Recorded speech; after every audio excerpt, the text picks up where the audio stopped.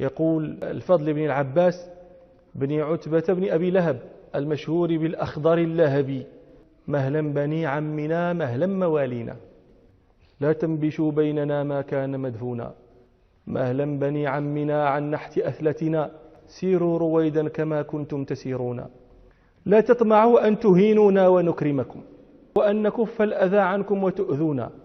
الله يعلم أننا لا نحبكم ولا نلومكم ألا تحبونا، كل له نية في بغض صاحبه، فالحمد لله نقليكم وتقلونا.